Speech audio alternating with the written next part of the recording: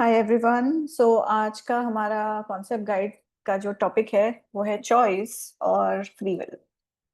So Vaishu want to start with the prayer. हाँ। सवाल है कि लॉ क्या है। जवाब है कि लॉ एक है। सवाल है कि हम सब यहाँ क्यों इकट्ठा हुए हैं। जवाब है क्योंकि हम महासंघ की जानकारियों और सामग्रियों के माध्यम से एक ही कानून को सीखना और सिखाना चाहते हैं। सवाल है कि हम रा को और महासंघ के अन्य सभी सदस्य जो एक अनंत रचयिता की सेवा में कार्यरत है उन्हें क्यों ढूंढ रहे हैं, क्योंकि वे सभी एक के कानून के विनम्र दूत हैं। इसीलिए हम सब मिलकर हमारे पूरे लॉ ऑफ वन के समूह के आसपास किसी भी मंच पर इस सत्र को सुनने वाले सभी लोगों के आसपास, उनके परिवार, दोस्तों, पड़ोसियों, शुभचिंतकों और उनके घरों के आसपास हमारे एक अनंत रचयिता के प्रेम और प्रकाश का एक सुरक्षा घेरा बनाते हैं और किसी भी विचार रूप को इस घेरे में प्रवेश करने से प्रतिबंधित करते हैं, क्योंकि लॉ एक है। तो आइए हम सब आनंद मनाएं और इस स्थान को एक के नियम के अनुसार शुद्ध करें और आज का ये सेशन शुरू करें। Okay. So the choice. Choice मतलब आपको चॉइस करनी है। इस अभी हिंदी में क्या बोलते हैं? चॉइस चयन करना है, चयन। ओके, तीसरी गलत होता है और चयन।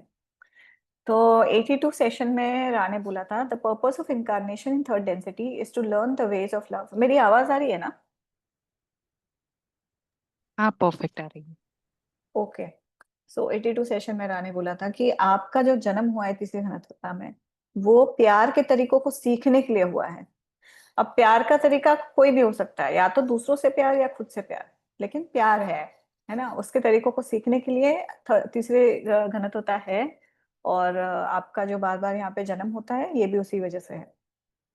The primary function of the very intense, very short third density experience is the making of the choice to choose to dedicate the self to the positive path of service to others or the negative path of service to self. तो जो मूल काम है इस जो इतनी तीव्र घनत्वता है यहाँ, जहाँ पे इतने सारे प्रेरक होते हैं, छोटी सी है लाइफ, वैसे ज्यादा होता नहीं है यहाँ पे। और 75,000 ईयर्स की साइकिल है कंपेयर टू बाकी। आप डेंसिटीज को देख लो, लंबी लंबी होती है। थर्ड डेंसिटी से 75,000 ईयर्स की होती है।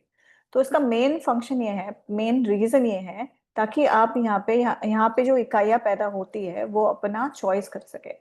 या तो वो चॉइस करे सकारात्मक मार्ग पे जाने के लिए, दूसरों की सेवा करके, या तो नकारात्मक मार्ग पे जाए, खुद की सेवा करके। तो ये दो चॉइसेस है। अगर बीच में किसी को कुछ बोलना है या कुछ चीज समझ में नहीं आ रहा है तो please go head and talk. Okay. If the catalyst of third density is used to successfully bias or polarize the consciousness in order to make the choice to a harvestable degree, measured vibratory rate of 51% of service to others and 95% of for service to self, then at the time of harvest, the entity will graduate from the third to fourth density. तो यहाँ पे जो उत्प्रेरक आते हैं, हमारे जो माध्यम लगते हैं थर्ड डेंसिटी में, अगर उनका आप अच्छी तरह से उपयोग करें, है ना, यूज करें सक्सेसफुली, अपना एक झुकाव बनाने के लिए या अपना एक ध्रुवीकरण बनाने के लिए आपकी चेतना में, है ना, वो ध्रुवीकरण बना के एक चॉइस बना सके आप, तो आप एक हार्वेस्टेबल डिग्री के हो जाते हो कि आपकी कटाई हो सकती है। और ये कटाई कैसे मेजर होती है? मतलब ये हार्वेस्टेबल डिग्री कैसे मेजर होती है? वो होता है, एक कंपनता का रेट होता है ना, कंपनता का रेट होता है। आप 51%, मतलब 51% आप दूसरों की सेवा का कंपन है आपके अंदर, या तो 95% खुद की सेवा का कंपन है आपके अंदर। तो ये कंपन कैलकुलेट होता है परसेंटेज में, ठीक है।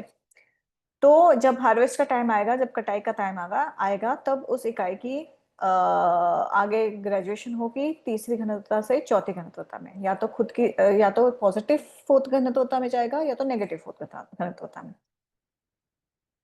The illusion of separation offers The illusion of separation offers to us the choice so that we may choose either to seek by faith alone the true unified nature of reality beyond the veil via the positive path, or we may seek to perpetuate the illusion via the negative path, perhaps piercing the veil, but only for personal gain.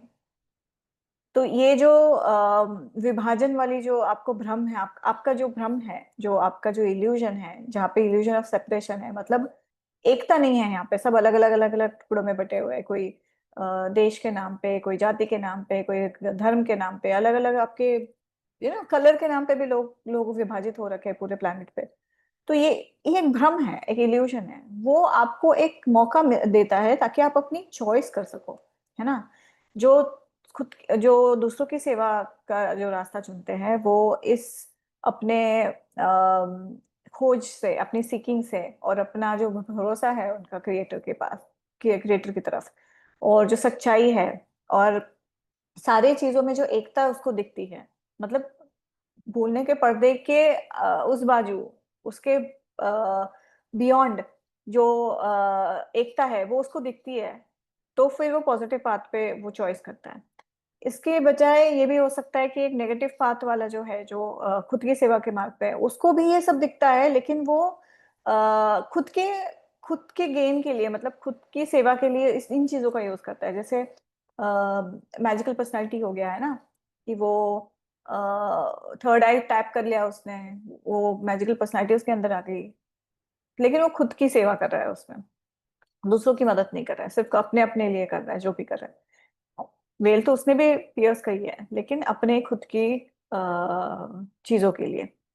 तो ये दो चीजें हैं। The choice is so fundamental and significant that it is built into the blueprint of the third density experience, the archetypical mind. By making this choice through the catalytically intense, multi-incarnational third density, the statue is forged in the fire.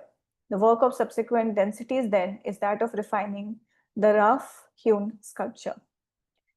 तो ये जो choice है ना, आपको जो choice करनी है, ये इतनी फंडामेंटल, मतलब इतना बेसिक चीज है वो आपकी तीसरी घनत्वता का, और इतनी ज्यादा इंपॉर्टेंट है, इतनी ज्यादा सिग्निफिकेंट है, क्योंकि वो जो चॉइस जो है ना, आपका तीसरे घनत्वता का जो ब्लूप्रिंट है उसमें बनी हुई, उसके फाउंडेशन में बनी हुई है, जिसे हम आर्केटिपिकल माइंड बोलते हैं ना, ठेठ दिमाग जिसे हम बोलते हैं, उसके ब्लूप्रिंट में ये छपी हुई है।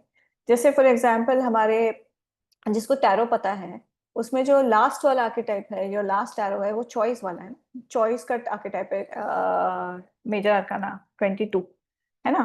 तो वो उसमें आर्केटिपिकल माइंड के जो ब्लूप्रिंट है तीसरी घनत्व के, उसमें छपी हुई है ये चॉइस, वो इतनी इंपॉर्टेंट है। तो जब हम ये चॉइस करते हैं, इतने मतलब तीव्र जो हमारे उत्प्रेरक लग रहे हैं, और बार बार यहाँ जन्म लेना पड़ता है तीसरी घनत्वता में, तो इससे जो चॉइस होता है ना, वो इस तरह है जैसे कोई मिट्टी का कोई स्टैचू है ना, उसको आग में तपाया जाता है ताकि वो अच्छे से फॉर्म ले सके। तो उसी तरह है, हमें भी तपाया जाता है यहाँ इस आग में डाल के, तब ताकि आप बहुत अच्छे से निखर पाओ, आपके आपका जो फिनिशिंग है वो बहुत ब्यूटीफुल निकल सके। फिर उसके आगे का जो काम है, मतलब उसको जो रिफाइन करना है, उसमें उसमें कुछ फिनिशिंग टच देना है, वो फिर अगले वाले घनत्वता में होता है। स्टैचू, मिट्टी की मूर्ति को बना के उसको आग में इसलिए डाला जाता है ताकि वो फर्म बने, है ना, एक सॉलिड बन सके। फिर वो सॉलिड जब बनेगी तब वो आगे वाले घनत्वता में उसका प्रॉपर फिनिशिंग टच, उसमें कलरिंग वलरिंग होगा एंड ऑल दैट, वो आगे वाली घनत्वता में होगा। लेकिन यहाँ हमारा काम क्या है कि चॉइस करना, इसलिए हमारा इतना तीव्र यहाँ पे उत्प्रेरक लगते हैं, बार बार जन्म लेना होता है, ये इसलिए क्योंकि हमें भी आग में ऐसे ही तपाया जाता है ताकि हम भी एक मूर्ति का शेप ले सके, है ना। Though this choice is but the work of a moment, relative to the long duration of higher densities, it is the axis upon which the creation turns, for the higher densities do their work due to the polarity gained in this choice. जबकि ये जो choice है, ये एक एक क्षण भर का काम है, एक क्षण में आप चॉइस कर सकते हो। लेकिन लेकिन ये वो एक्सेस है, वो एक एक्सेस है जहाँ पे पूरी क्रिएशन घूमती है ना। मतलब कोई एक इकाई है, उसने अगर चॉइस कर लिया कि उसको खुद की सेवा करनी है, तो वहां पे पूरी क्रिएशन का एक्सेस टर्न हो गया ना। वो तीसरी घनत्वता के लिए अवेलेबल नहीं है, फिर वो आगे जाएगा खुद की सेवा वाले चौथी घनत्वता में, और वहां जाके फिर वो अपनी जो पोलैरिटी है, उसने जो ध्रुवीकरण अपने किया उस हिसाब से काम करेगा। वैसे ही कोई इकाई है जो उसने एक मोमेंट में चॉइस कर लिया कि मुझे दूसरों की सेवा करनी है, तो वहां पे भी वो पूरी क्रिएशन घूम जाती है, एक्सिस उस एक्सिस पे टर्न ले लेती है ना। क्योंकि यहीं पे है, इसी घनत्वता में आपको चॉइस का मौका मिलता है, आगे आपको चॉइस का मौका नहीं मिलता। आपने जो चॉइस यहाँ पे करी है, फिर वो आगे जाके उसी चॉइस पे, उसी ध्रुवीकरण पे, उसी पोलैरिटी पे फिर आगे जाके आपका काम होगा। चौथी घनत्वता, पांचवी घनत्वता, छठी घनत्वता, आपको आगे चॉइस का मौका नहीं मिलेगा। जो भी चॉइस है यहीं पे है, या तो खुद की सेवा कर लो या दूसरों की सेवा कर लो, लेकिन चॉइस करना बहुत जरूरी है। For the seeker desirous of making the positive service to others choice, Ra says, let us use the metaphor of the longest poker game you can imagine, a lifetime. The cards are love, dislike, limitation, unhappiness, pleasure, etc. They are dealt and redealt continuously. You may, during this incarnation, begin and with stress begin to know your own cards. You may begin to find the love within you. You may begin to balance your pleasure and limitations. However, your only indication of other cells cards is to look into their eyes.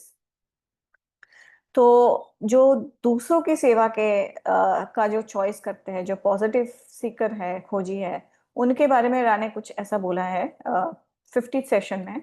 उन्होंने बोला कि हम एक example लेते हैं, metaphor का example लेते हैं। पोकर गेम, अगर आप में से किसी को पता है पोकर गेम क्या होता है, वो कार्ड का गेम होता है, पत्तों का गेम होता है। तो पत्तों के गेम में क्या होता है, कार्ड्स बिछाए जाते हैं, आपके पास कुछ कार्ड होते हैं, सामने वाले के पास कुछ कार्ड्स होते हैं, पत्ते होते हैं। तो आपका जो कार्ड्स है उसमें एक प्यार का है, एक तिरस्कार का है, एक आपकी लिमिटेशन का है, एक में दुख है, कुछ में सुख है ना। ऐसे सारे अलग अलग पत्ते आपके हाथ में हैं। और वो पत्ते बार बार डील किए जाते हैं, बार बार रीडील किए जाते हैं, फिर डील किए जाते हैं ना। पहले आप पत्ते एक गेम खेलते हो, वहां पे आपने चॉइस नहीं किया, फिर दोबारा पत्तों को ये करके शफल करके दोबारा आप डीलिंग करते हो, फिर चॉइस नहीं करते, फिर दोबारा शफल करके फिर डीलिंग करना पड़ता है ना। तो आप इस जन्म में आप इतना इतना एटलीस्ट आप कर सकते हो इस जन्म में कि आप अपने खुद के पत्तों को अच्छी तरह से जान लो, है ना। सामने वाले के हाथ में कौन से पत्ते हैं वो छोड़ो, आपके हाथ में कौन से पत्ते हैं, उनको जानो अच्छे से, है ना। और जब आप उनको जानने लगोगे ना, तो आपको अपने अंदर मिलने लगेगा, आपको अपने अंदर प्यार मिलेगा। और उसके बाद अब अपने सुख को, आपके लिमिटेशंस को बैलेंस करना शुरू कर दोगे, क्योंकि आपको हर चीज में प्रेम ही दिखेगा। लेकिन आपको सामने वाले के पत्ते नहीं दिखेंगे, हाँ, लेकिन उसके पत्ते उसकी आंखों में जरूर झलकेंगे, है ना। पोकर के गेम में क्या होता है ना, मैं बता दूं, पोकर के गेम में ऐसा होता है ना कि झूठ बोलना पड़ता है, उसको ब्लफिंग बोलते हैं। कुछ कुछ लोग चश्मा लगा के बैठते हैं ताकि उनकी आंखें ना दिखे, क्योंकि आंखों में दिख जाता है इसके पास अच्छे कार्ड्स है या बुरे कार्ड्स है। तो हम लोग जब भी पोकर खेलते थे हम चश्मा लगा के बैठते ताकि सामने वाले हमारी आंखें ना देख पाए तो वही है कि सामने वाले की आंखों में आपको पता चल जाता है इसके पास अच्छे कार्ड्स है या बैड वाले कार्ड्स है। You cannot remember your hand, their hand, perhaps even the rules of this game. This game can only be won by those who lose their cards in the melting influence of love, can only be won by those who lay their pleasure, their limitation, their all upon the table, face up and say inwardly, all, all of you players, each other self, whatever your hand, I love you. This is the game, to know, to accept, to forgive, to balance, and to open the self in love. अब normal poker के game में क्या है ना, सामने वाले को झूठ बोल के सामने वाले के पत्ते हथियाने होते हैं। लेकिन ये जो लाइफ का, हमारे जीवन का जो पोकर गेम है, इसको अगर जीतना है ना, सामने वाले को अगर जीतना है, तो आपको शायद इस पूरे गेम में आपको शायद ये भी याद ना रहे कि आपके हाथ में पत्ते कौन से थे, या सामने वाले के हाथ में क्या पत्ते थे, या इस गेम के रूल्स क्या है, वो भी शायद आपको याद ना रहे। लेकिन आप इस गेम को जीतने का बस एक ही तरीका है कि आप अपने सारे पत्ते हाथ हाथ के लूज कर दो, मतलब सामने वाले से आप हार जाओ, प्यार में हार जाओ पूरी तरह से। अपना जितने भी अपने पत्ते हैं सारे टेबल पे रख दो, मुंह उनका मुंह ऊपर करके, और अंदर अंदर से कहो कि ये सारे जो यहाँ पे बैठे हुए जो गेम खेल रहे हैं, आपके जो भाई बहन हैं, सारे आपके जो भी पत्ते हैं, आप सब आपके पत्तों के साथ मैं आपसे प्यार करता हूँ। ये है तीसरी घनत्वता का गेम। और ये गेम उसके लिए है जो दूसरों की सेवा के मार्ग पे दूसरों की सेवा का उसने चॉइस किया है ना। कि अपने आप को जानना, सामने वाले को जानना, खुद को एक्सेप्ट करना, दूसरों को एक्सेप्ट करना, खुद को माफ करना, दूसरों को माफ करना, अपने अंदर बैलेंस बनाना, और प्यार के लिए अपने आप को ओपन कर देना, झोंक देना पूरी तरह से। अगर आप दूसरों की सेवा कर रहे हो तो पूरी तरह से दूसरों की सेवा करो। वहां पे खुद की सेवा खुद की सेवा के, जब आप दूसरों की सेवा करते हो तो आपकी भी तो सेवा हो ही जाती है ना। तो जिसको इस चीज का नॉलेज है ना, वो बहुत अच्छे से इस गेम को खेल सकता है। बस यही था। इस चीज में कुछ आपको समझ में नहीं आया? शुड आई एक्सप्लेन अगेन, या इट वाज गुड? टेल मी।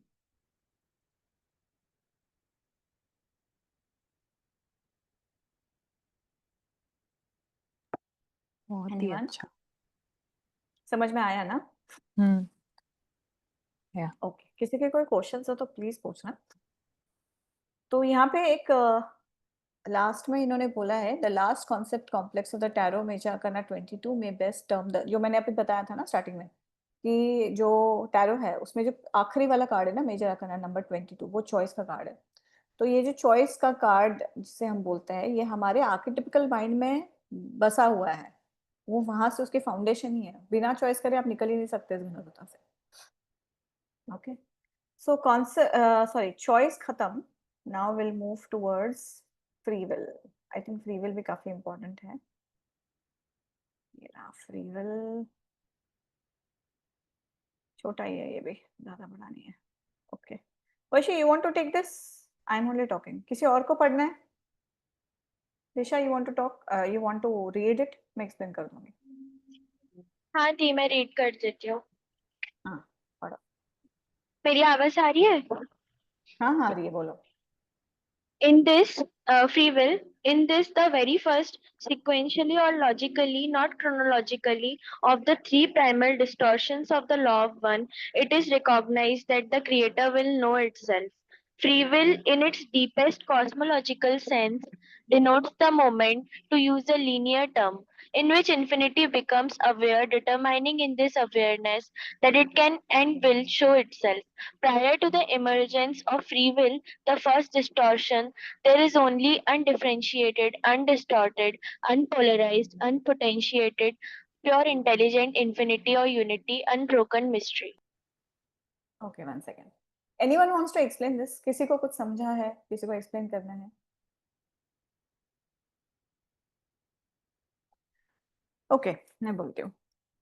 सो स्वतंत्र इच्छा है ना, हमारा जो सबसे एक ही लॉ है वो है लॉ ऑफ वन, है ना, एक का कानून। अब एक के कानून के तीन प्राइमल डिस्टॉर्शंस है, तीन मेन विभाजन है। उसमें से सबसे पहला जो है, ठीक है, सिक्वेंशियली और लॉजिकली, नॉट क्रोनोलॉजिकली, ठीक है, वो मुझे नहीं समझ में आया, वो है स्वतंत्र इच्छा। वो इसलिए क्योंकि क्रिएटर अपने आप को जानना चाहते हैं, इसलिए उन्होंने क्या किया, अपने हर हिस्से को फ्री विल दे दी। क्योंकि जब तक वो फ्री विल नहीं देंगे, वो अपने आप को कैसे जानेंगे? अगर आप सामने वाले को कंट्रोल में रखोगे, बंधन में रखोगे कि नहीं यही करना है वही करना है, तो आपको फिर कुछ उसके बारे में कुछ जानने का, अपने खुद के बारे में जानने का मौका नहीं मिलेगा। क्योंकि वो सामने वाला भी तो आप ही हो, आप ही का हिस्सा है। तो इसीलिए क्रिएटर ने अपने बनाए हुए पूरी रचना में हर एक चीज को फ्री विल दे रखी है। फिर वो पौधा हो, मिट्टी हो, पानी हो, इंसान हो, जानवर हो, हर एक के पास स्वतंत्र इच्छा है, क्योंकि क्रिएटर को, एक अनंत चेता को खुद को जानना है। तो एक स्वतंत्र इच्छा, उसके अगर डीप सेंस में अगर हम बोले तो अ, जब अनंतता जब अवेयर हुई अपने बारे में, ठीक है, जब वो अवेयर हुई, मतलब मैं हूँ, उनको जब समझ में आया, जब इन्फिनिटी मतलब एक अनंत चेता हम पकड़ लेते हैं, जब वो अपने बारे में कॉन्शियस हो गई, अवेयर हो गई, तब उसके अंदर वो इच्छा जागी सॉरी कि टू मुझे अपने आप को जागरूक। हाँ, जागरूक हुई। Thank you Vishu. तो वो जब जागरूक हुई अपने बारे में, तो उसके अंदर एक इच्छा जागी कि मुझे खुद को जानना है, ठीक है।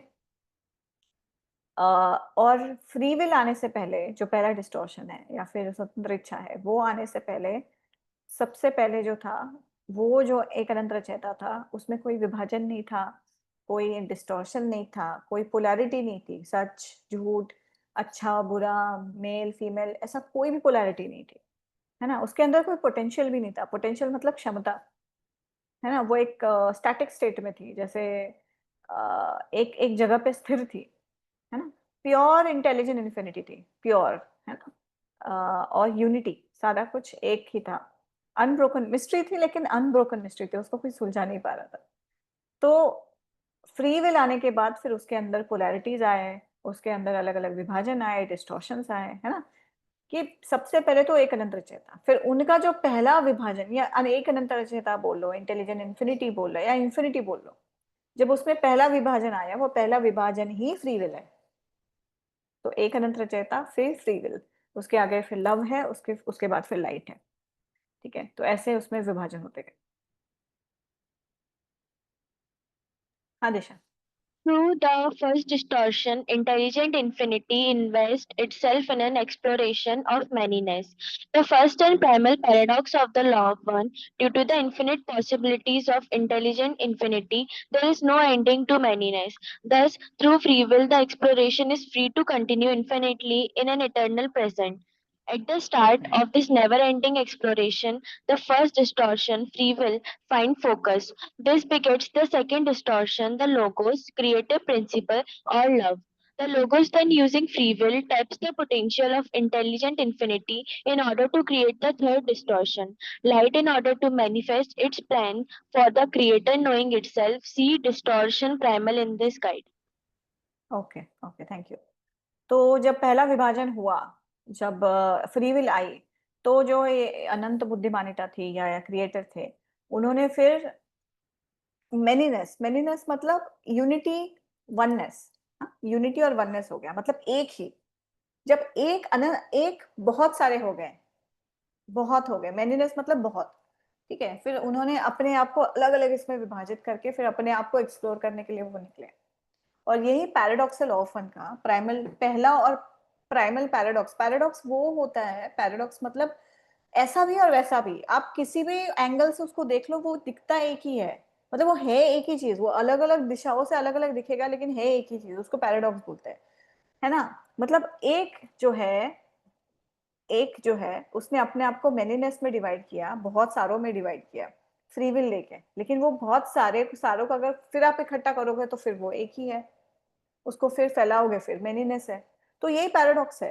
ओके, तो क्योंकि अनंत पॉसिबिलिटीज आ गई, है ना, अनंतता में, बुद्धिमान अनंतता में अनेक अनेकों अनंत तरह के पॉसिबिलिटीज आ गए, जहां पे इन इतने सारे जो उन्होंने अपने आप को विभाजित किए, उनको उनका कोई एंड ही नहीं है, उनकी शुरुआत भी नहीं है, उनका एंड भी नहीं है। इस तरह से फ्री विल का उपयोग करके खुद को जानने का उनका जो एक्सप्लोरेशन है वो कंटिन्यू चलता रहता है इटर्नली। और ये सब प्रेजेंट मोमेंट पे होता है, ये एक अलग पैराडॉक्स है। हमें लगता है कि जो टाइम है ना वो लीनियरली चल रहा है, पास्ट प्रेजेंट फ्यूचर, लेकिन है सब एक ही। There is no past, there is no present, everything, there is no future, sorry, everything is eternal present, और इटर्नल प्रेजेंट में ही ये चलता जा रहा है, क्रिएशन होता जा रहा है, अनंतता काल तो अनंत काल से हो रहा है, अनंत काल तक होगा, क्योंकि क्रिएटर अपने आप को जानना चाहते हैं। That is the whole point. तो ये जो उन्होंने नेवर एंडिंग एक्सप्लोरेशन, मतलब कभी ना खत्म होने वाली खुद को जानने की जो इनकी इच्छा थी, ये जब उसकी शुरुआत हुई, तब फ्री विल पैदा हुआ। और फ्री विल, तब उन्होंने फोकस लगाया। ठीक है, फोकस लगाया, उस फोकस से दूसरा विभाजन, सो फ्री विल के बाद एक अनंत चेता का दूसरा विभाजन है लोगोस या लव, है ना। उन्होंने एक लोगोस बनाया, लोगोस बोल लो या प्रेम बोल लो। लोगोस क्रिएटिव प्रिंसिपल है, क्रिएटिव प्रिंसिपल मतलब रचना करने वाला मेन प्रिंसिपल। तो उन्हें फिर उन्होंने आगे रचना की, फिर और उन्होंने अनंत लोगोस बनाए, फिर उन लोगोस ने अपने लोगोस बनाए, फिर उन लोगों ने अपने सब लोगोस बनाए। तो जो पहला लोगोस था ना, जो फर्स्ट लोगोस, सो एक अनंत चेता का या इन्फिनिटी का जो सेकंड डिस्टॉर्शन है फ्री विल के बाद, क्योंकि फ्री विल का इस्तेमाल करके उन्होंने अपनी स्वतंत्र इच्छा का इस्तेमाल करके फोकस जब लगाया, तब वो लोगोस पैदा हुआ या प्रेम पैदा हुआ। तो इसलिए लोग बोलते हैं ना कि सब कुछ प्यार से बना हुआ है, पूरी जो रचना है सब प्रेम से बनी हुई है, क्योंकि वो क्रिएटिव प्रिंसिपल ही प्रेम है। जो भी बना है, प्रेम को आप क्रिएटिव प्रिंसिपल बोल लो। प्रेम ही है जिससे सब कुछ बना हुआ है। फिर इस प्रेम ने या फिर इस लोगोस ने अपनी फ्री विल का उपयोग करके जो अनंत बुद्धिमानिता के अंदर जो पोटेंशियल था, पहले उनमें पोटेंशियल नहीं था, वो सिर्फ स्थिर जगह पे थे, फिर उनके अंदर पोटेंशियल आ गया, तो उन्होंने उस पोटेंशियल को टैप किया लोगोस ने, उस अनंत बुद्धिमानिता के अंदर का जो पोटेंशियल है उसको टैप किया, और फिर तीसरा जो विभाजन है वो बना। और इन्फिनिटी का या अनंतता का तीसरा विभाजन है लाइट।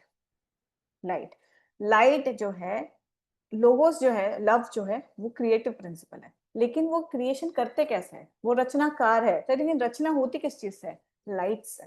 फिर उन्होंने तीसरा जो विभाजन बनाया वो लाइट। सो लाइट का इस्तेमाल करके फिर उन्होंने रचना शुरू की अपनी। सो पहले है अनंत रचयिता, उसके बाद पहला उनका जो डिस्टॉर्शन है वो है फिर स्वतंत्र इच्छा।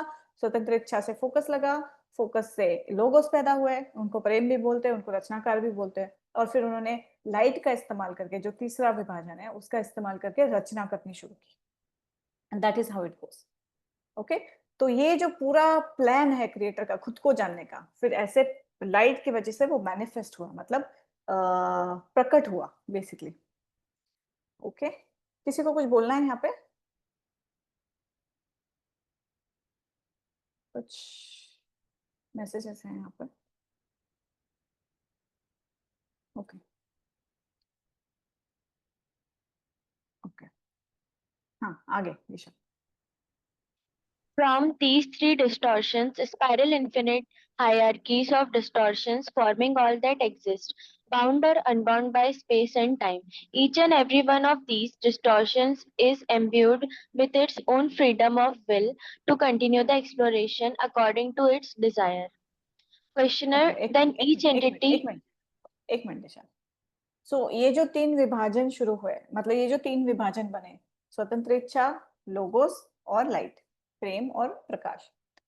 तो ये जो तीन विभाजन हुए, ये स्पाइरली, मतलब कुंडलीदार तरीके से एक हायरार्कियल उन्होंने डिस्टॉर्शन। हायरार्कियल मतलब हायरार्कियल को कैसे बोलूं मैं, मतलब जैसे हमारे घनत्वता है ना, पहली घनत्वता, फिर उसके ऊपर दूसरी घनत्वता, फिर क्रम उसके होता ऊपर तीसरी है. घनत्वता। क्रम, हाँ क्रम जो है, तो एक क्रम में उन्होंने सारी रचना करनी शुरू की, और वो चलती है एक कुंडलीदार तरीके से, है ना। कभी वो स्पेस और टाइम से बाउंड होते हैं, कभी अनबाउंड होते हैं, कभी बाउंड होते हैं, कभी अनबाउंड, स्पेस टाइम में आते हैं, कभी टाइम स्पेस में चले जाते हैं, फिर स्पेस टाइम में आते हैं, फिर टाइम स्पेस में चले जाते हैं। जैसे तीसरी घनत्व तो स्पेस टाइम में है, फिर चौथी घनत्व तो टाइम स्पेस में चली जाती है ना। तो इस तरह से अब अगर आप तीन ऊर्जाओं को देखो, एक ऊर्जा जो है, एक है फ्री विल, उसके बाद लोगोस, और उसके बाद लाइट, ये तीनों आपस में कुंडलीदार तरीके से घूम रहे हैं, रचना कर रहे हैं। तो ये रचना स्पेस टाइम में कभी होती है, कभी टाइम स्पेस में होती है, कोई उसका कोई टाइम नहीं है, कोई एंड नहीं है ना। और हायरार्कियल नेचर में होती है, एक क्रम में हो रही है, पहली घनत्व होता, दूसरी घनत्व होता, तीसरी घनत्व होता, चौथी घनत्व होता, इस तरह से।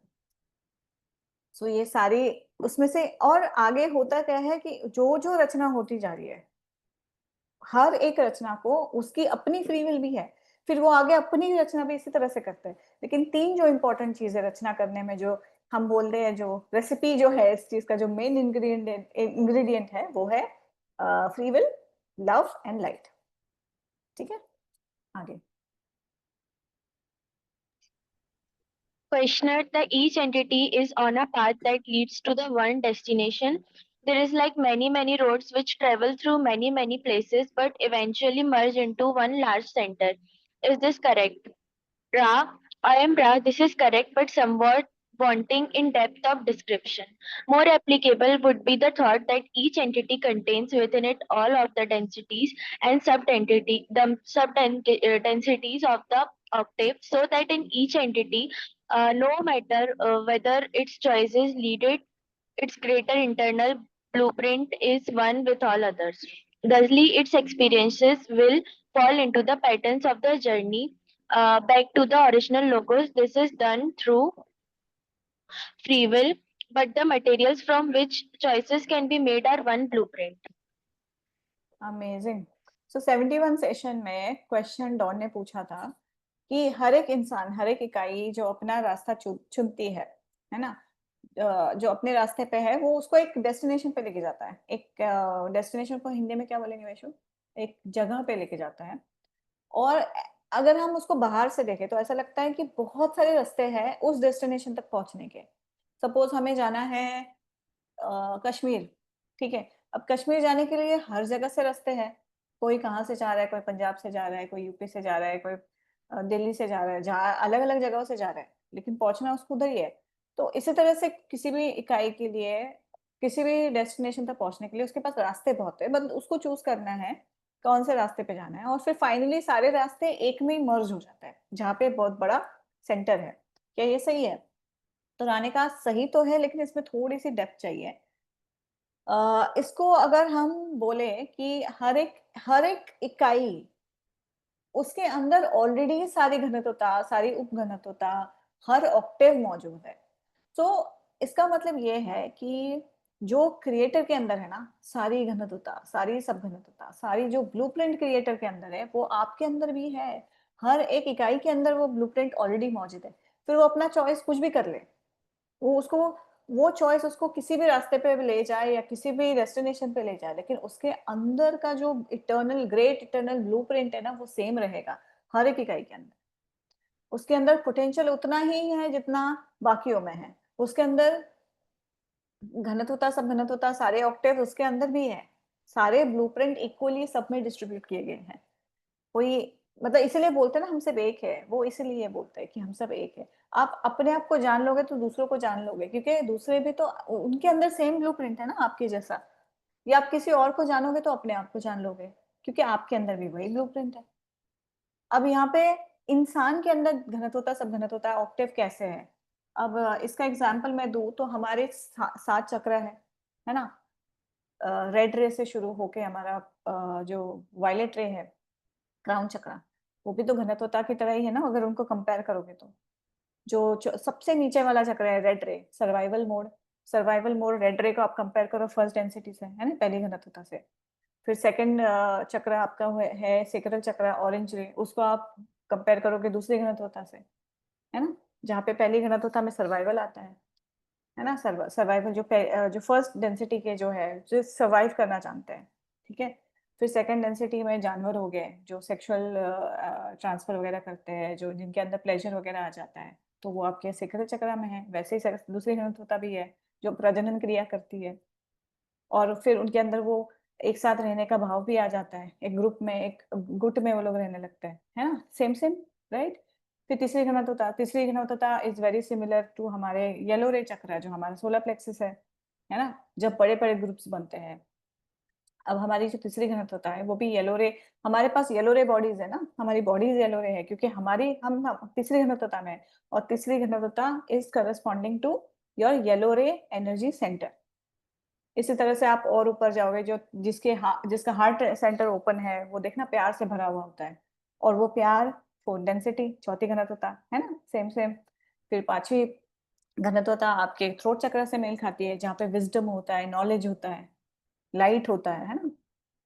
फिर इसी तरह से हायरार्कियल, आपके अंदर भी तो एक हायरार्कियल तरीके से डेंसिटीज बनी हुई है ना।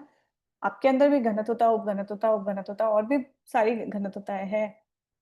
तो यही यहाँ पे ये बोल रहे हैं कि हर एक इंसान के अंदर वो ब्लूप्रिंट मौजूद है, जो पूरा, मतलब as within so without, मतलब जो ब्रह्मांड के लेवल पे जो रचना हुई है वो आपके अंदर भी सेम रचना है। आप और ब्रह्मांड अलग नहीं हो, ये उनको बोलना है।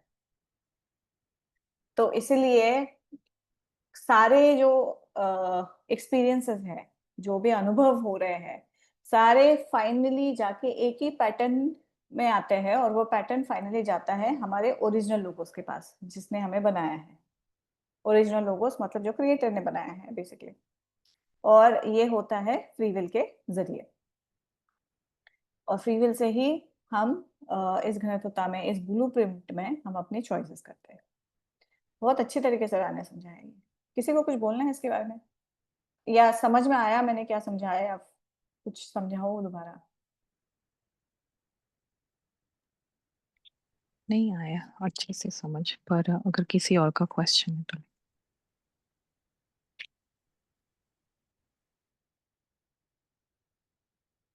ओके, नहीं है तो फिर दिशा कंटिन्यू।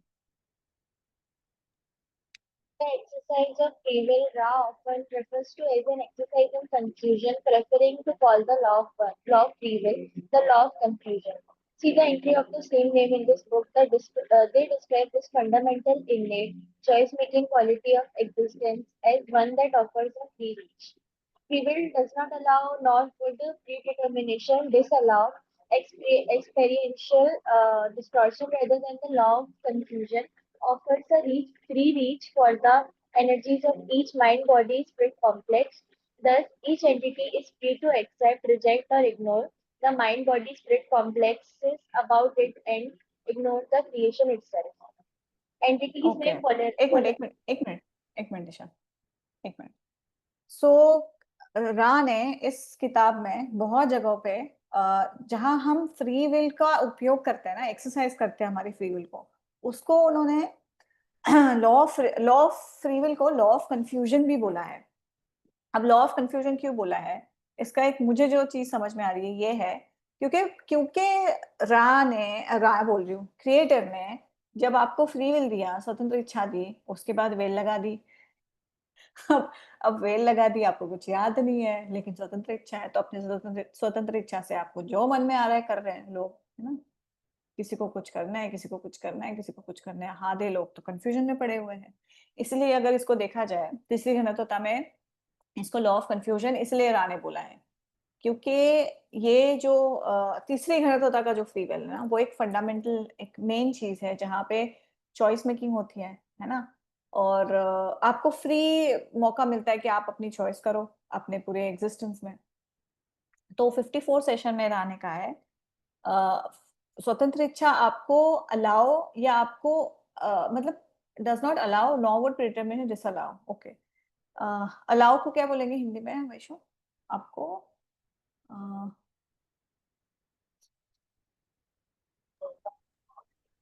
चुनाव करना allow बोलते हैं ना।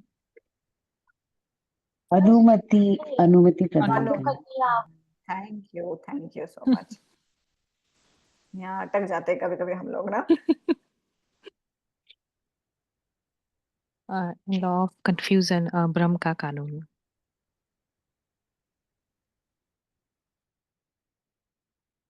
ओके, सो फ्री विल ना तो आपको अनुमति देता है किसी चीज की, ना तो आपके जो विभाजन हो रखे हैं वो आपको किसी चीज के लिए रोकती है ना। या फिर आपकी जो पूर्व नियत प्री डिटर्मिनेशन है वो भी आपको रोकता नहीं है किसी चीज के लिए। हमें ऐसा लगता है कि हमें रोका जा रहा है, पर ऐसा होता नहीं है। ओके, बल्कि ये जो लॉ ऑफ कंफ्यूजन है, आपको फ्री मौका दिया जाता है आपको कि आप अपनी एनर्जीज का मतलब एक एक इंसान के लिए, एक मन आत्मा शरीर के समूह के लिए उसके एनर्जीज को एक्सप्लोर करने का एक फ्री, एक खेलने के लिए पूरा मैदान आपके लिए खुला है। बेसिकली फ्री विल से कुछ जो करना है आपको करो, आपको कोई ना रोक रहा है ना टोक रहा है। पर हमें ऐसा लगता है यहाँ पे कि रोका जाता है, कि है बहुत लोग बोलते हुए ना, कहाँ है फ्री विल, सब कुछ तो पहले से तय हुआ है। तय हुआ है, लेकिन क्योंकि आप ही ने तो तय करके आए हो, कोई और थोड़ी बैठा है वहां पे तय कर रहा है आपके लिए। जब आप पैदा हुए यहाँ पे, पैदा होने से पहले प्री इनकारनेशनली आप अपने गाइड्स के साथ, अपने हायर सेल्फ के साथ बैठ के एक पूरा प्लान बना के आए हो, कैटलिस्ट लगा के आए हो, बता के आए हो कि यहाँ पे अगर मैं रास्ता भटक गया तो ये कैटलिस्ट लगा दियो, फिर वो कैटलिस्ट लगा दी। ये सब आपने डिसाइड करके आए हो ना, तो अपनी स्वतंत्र इच्छा से डिसाइड करके आए हो, तो कौन आपको रोक रहा है? सो ये सारा इल्यूजन है कि आपको ऐसा लगता है कि हमें फ्री विल नहीं है, ऐसा नहीं है। ओके, और ना ही, और ऐसा भी नहीं कि आपने जो पहले से लगा के आए हो अपने कैटलिस्ट, वो आपको रोक रहे हैं, वो भी आपको नहीं रोक रहे हैं। आपने भले ही कोई भी प्लान बनाया हो, यहाँ के कुछ भी करने के लिए आप फ्री हो। बहुत सारी ऐसी आत्माएं होती है ना जो एक प्लान बना के आती है लेकिन भटक जाती है, यहाँ आने के बाद कुछ और ही करने लगती है। तो क्यों करती है? क्योंकि उसकी स्वतंत्र इच्छा इसलिए कर रही है ना। सो ना आपके प्रीडिटर्मिनेशन आपको रोक रहा है, ना आपका फ्री विल आपको कुछ करने के लिए बोल रहा है। सब कुछ मतलब फ्री विल जो आप बोल रहे हो वो आपको अलाउ कर रहा है ना। सो 10th सेशन में राने बोला है, और इसीलिए कोई भी इकाई या तो एक्सेप्ट करे या रिजेक्ट करे या इग्नोर करे, उसके लिए वो पूरी फ्रीडम है उसको, है ना। वो पूरी की पूरी रचना को ही इग्नोर कर दे, वो उसकी इच्छा।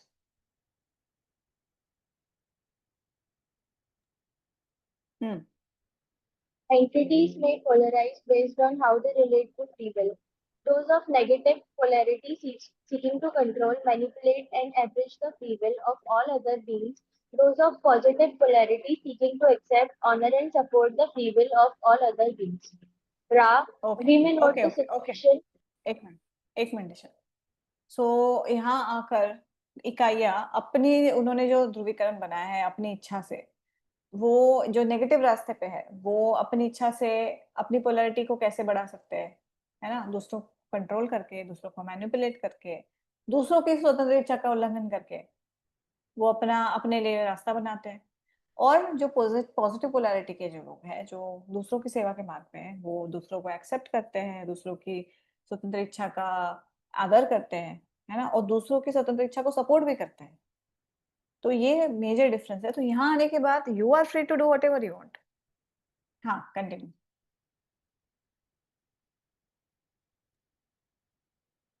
Yeah, we will note the situation wherein an entity gets a roadmap which is poorly marked and in fact is quite incorrect. The entity sets out to its destination, it wishes only to reach the point of destination. But becoming confused by the faulty authority and not knowing the territory through which it drives, it becomes hopelessly lost. Free will does not mean that there will be no circumstances when calculations will be on. This is so in all aspects of the life experience. Although there are no mistakes, there are surprises. तो 69 session में राव ने कहा है कि इसको इस तरह से आप मैं समझाता हूँ कि एक कोई इंसान है जिसके हाथ में एक रोड मैप है, ठीक है, लेकिन वो जो मैप है ना उसके ऊपर बहुत अच्छे से वो मार्किंग नहीं हुई है, बहुत पुअरली मार्किंग, उसको नहीं पता एग्जैक्टली सही रास्ता है या नहीं है। और इनफैक्ट वो मैप ही गलत है अगर हम सोचे तो ये इंसान निकल पड़ता है अपनी डेस्टिनेशन के लिए। उसको उसकी इच्छा है कि मुझे बस वो एंड पॉइंट तक पहुंचना है ना, डेस्टिनेशन के पॉइंट तक पहुंचना है। सपोज उसको लोनावला जाना है, ठीक है, उसके हाथ में वो जा रहा है, दिल्ली से आ रहा है, लोनावला जा रहा है, उसके हाथ में मैप है, उसको पॉइंट ऑफ डेस्टिनेशन पता है लोनावला जाना है लेकिन जो रास्ता उसके पास मैप है वो बहुत मतलब ऐसे नॉट प्रॉपर है। तो इस वजह से वो बीच में काफी कंफ्यूज हो जाता है, क्योंकि जहाँ पे वो आया है, जिस रास्ते से वो जा रहा है, उसको ऐसे ऐसे लोग मिलते हैं जो उसको और कंफ्यूज कर देते हैं। उसको वो एरिया ठीक से पता नहीं है जहाँ पे वो ड्राइव कर रहा है ना, इसलिए वो होपलेसली लॉस्ट हो जाता है आगे जाके। तो स्वतंत्र इच्छा का मतलब ये नहीं है कि आपको आगे जाके कुछ झेलना नहीं पड़ेगा। अगर कैलकुलेशन किया जाए, सपोज आपने इस जन्म में कुछ ऐसे कर्म किए जिससे दूसरों को दुख हुआ, ठीक है, तो वो आपके, जब आप ऐसी कोई हरकत करते हो, ऐसा कोई कर्म करते हो जिससे दूसरों का दिल दुखे, या फिर दूसरों को अनलविंग वे से आप अगर ट्रीट कर रहे हो, है ना, तो कर्मा जनरेट होता है। तो जब आप इस जन्म में, हमारा काम क्या होता है, हम इस जन्म में आते हैं, एक हमारा कर्मा का पिछले जन्मों के कर्मों कर्मों का एक झोला लेके आते हैं। हमारा इस जन्म में काम होता है कि इस झोले को जितना हल्का कर सके, फाइनली उस झोले को यहीं हटा के आगे बढ़ना होता है। लेकिन होता क्या है कि लोगों का यहाँ आके और उस झोले में और कर्म उनके और हैवी हो जाता है वो झोला। तो इसका ये मतलब नहीं कि आगे उसको उसके सर्कमस्टांसेस नहीं झेलने पड़ेंगे, फिर आगे फिर वो मरेगा, फिर उसको वो कर्मा काटने के लिए और अपने कैटलिस्ट लगाने पड़ेंगे। तो जैसे जैसे हम कर्म करते हैं वैसे आपको नतीजे भी मिलते हैं। तो गलत, सच या मतलब अच्छा या बुरा कुछ नहीं है, गलती या कुछ भी नहीं, सरप्राइजेस है बस। सरप्राइजेस आते हैं आपके लाइफ में कि आपको पता नहीं होता किसी चीज से डील कैसे करना है, अनलेस एंड अनटिल आप ग्राउंडेड हो, या फिर आपको पता है लॉ ऑफ वन क्या है, आपको पता है कि सब में यूनिटी है, सब में एकता है, तो आप उसको अच्छे से झेल सकते हो, कि एटलीस्ट को फेस कर सकते हो। लेकिन जिस इंसान को पता ही नहीं है, वो कर्म बंधन में पड़ जाता है ना, मुक्ति नहीं हो पाता उसमें से, और बढ़ने लगता है, फिर आगे जाके उसको और सरप्राइजेस मिलते हैं, और सरप्राइजेस मिलते हैं। सो स्वतंत्र इच्छा का मतलब ये नहीं कि आप सामने वाले को खून कर दो, उसको मार दो, और आगे जाके आपको कोई उसका नतीजा भुगतना ना पड़े। आपका सोल, सब आपका जो अकेशिक रिकॉर्ड में जो रिकॉर्डिंग होती है ना, वो पता है कौन करता है, वो आपकी स्पिरिट कॉम्प्लेक्स करती है। हम बने हुए माइंड बॉडी स्पिरिट कॉम्प्लेक्स है ना, मन शरीर आत्मा का परिसर है हम। तो जो आत्मा वाला कंपोनेंट है ना, जिसको हम शटल बोलते हैं, जो यहाँ का वहाँ वहाँ का यहाँ करती है, तो वो वहां जाके अकेशे रिकॉर्ड में जो एंट्री करती है ना, वो आपकी स्पिरिट कॉम्प्लेक्स होती है। सो अगर आपकी ही स्पिरिट कॉम्प्लेक्स एंट्री कर रही है तो उसको तो सब पता है। तो आगे जाके वो फिर आप जब उस फॉर्म में आते हो, आप स्पिरिट कॉम्प्लेक्स के फॉर्म में जब आते हो, तब आपको समझ में आता है कि अरे ये मैंने यहाँ पे कर्म किए हैं, क्योंकि मैं मुझे स्वतंत्र इच्छा दी गई थी, तो उसको झेलना भी पड़ेगा आगे जाके। बस यही है। Okay, over.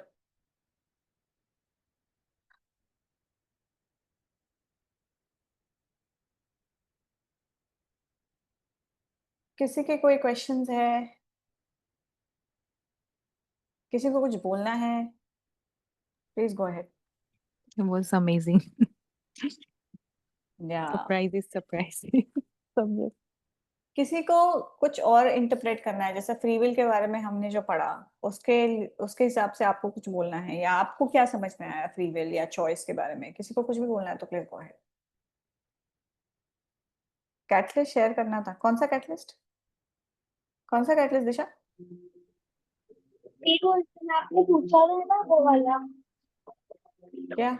मतलब अगर सब लोग सुनना चाहे तो कभी कर सकता हूँ, फिर तो आपको पर्सनली अच्छा हाँ, वो बाद में विशा, आज नहीं। हाँ, आज कॉन्सेप्ट गाइड पे बात हो रही है ना, वो मैं मुझे पर्सनली अब तो मैसेज करते हैं, या फिर वो एटीएम में करेंगे। Okay, anyone please go ahead. Priyanka ji, Namrata ji, Iqra ji, Archana ji, Nikhil, any questions, anything you want to say?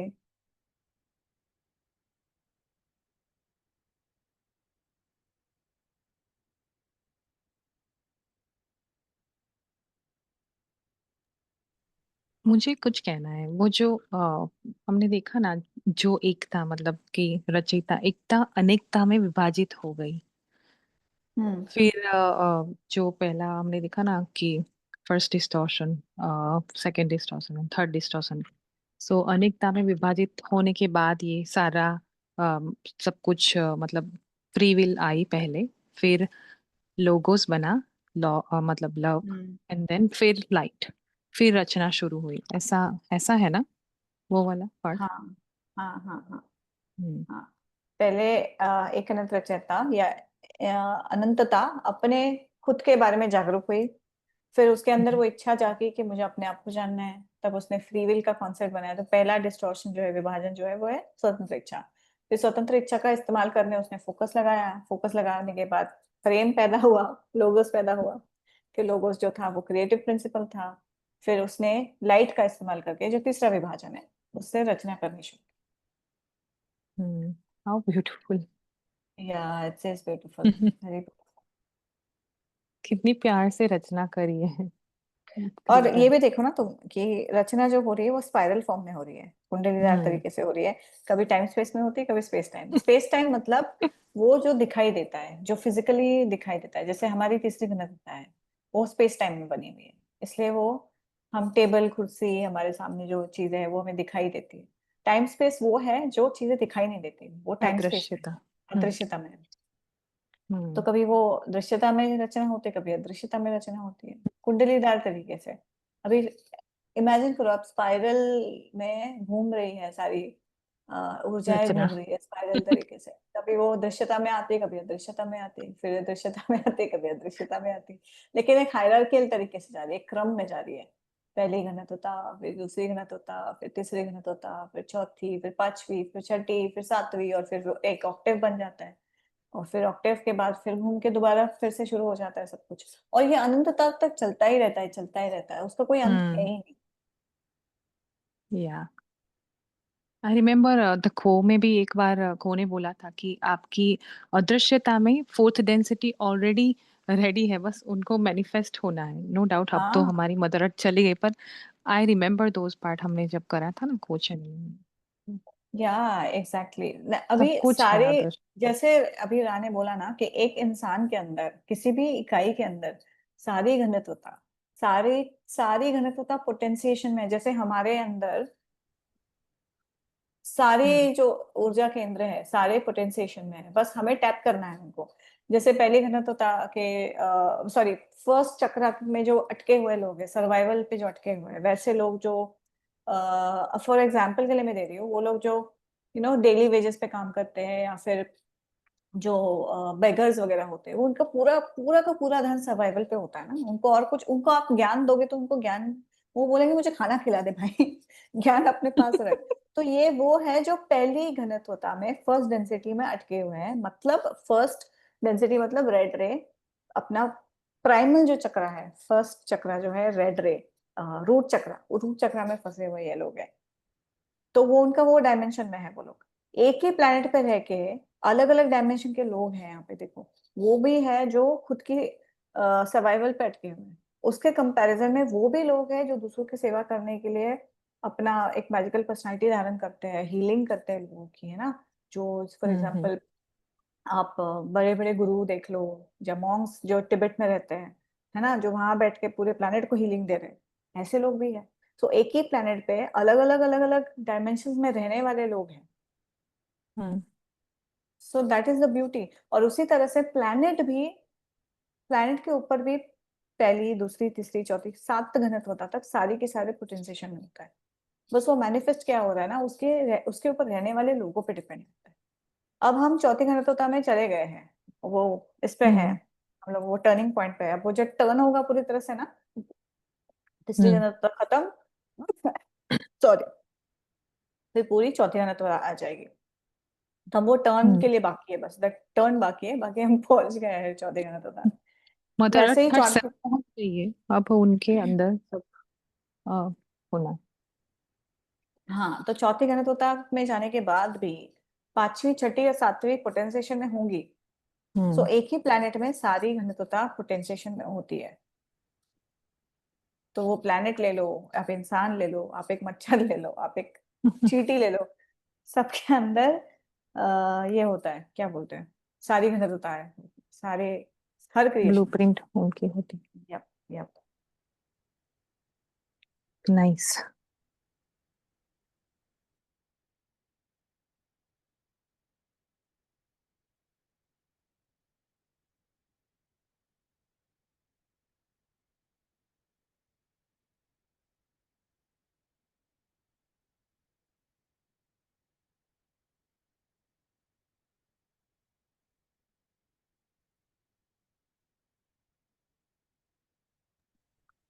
Thank you Sonia, thank you everyone. Welcome everyone. चलो फिर खत्म करते हैं, नो क्वेश्चंस।